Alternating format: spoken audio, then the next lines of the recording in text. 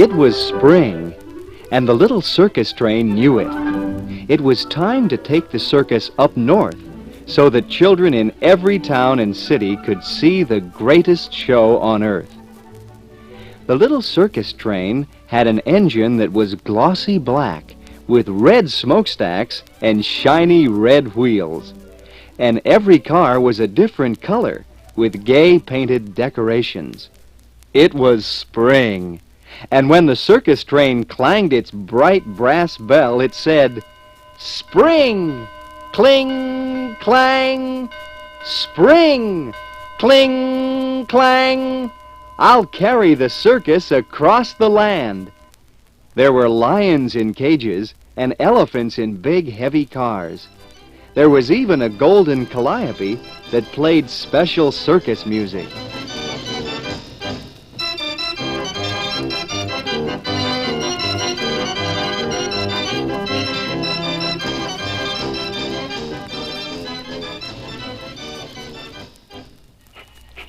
Chuggity-chug went the circus train across the country.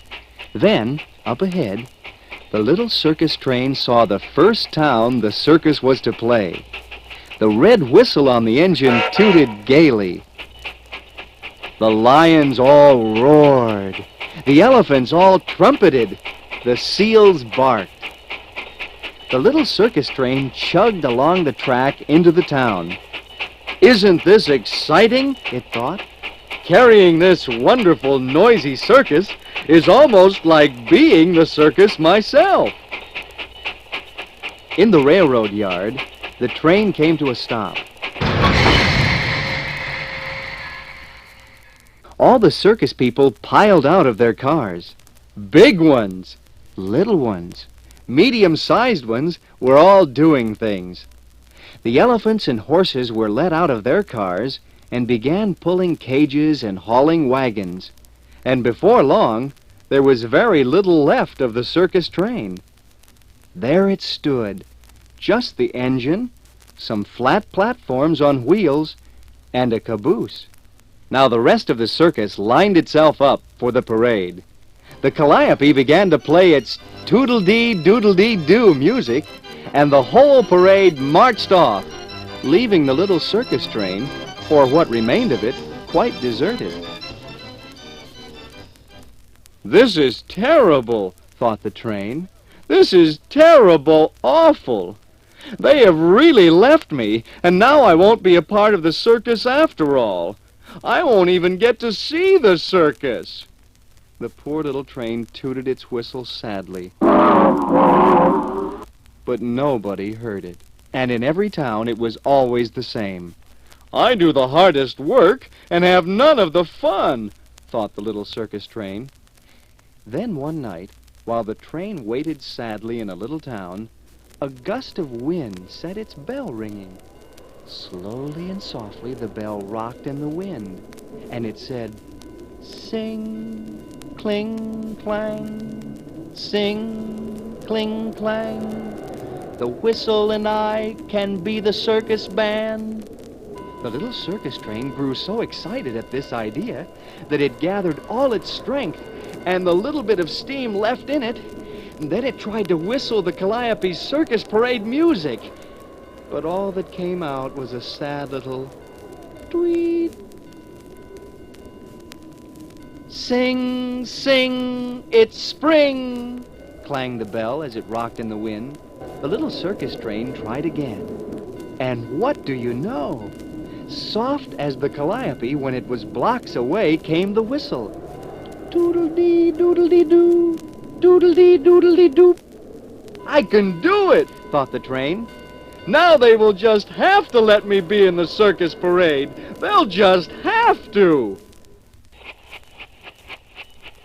Later, as the little train pulled the circus northward, it was impatient to try its new song.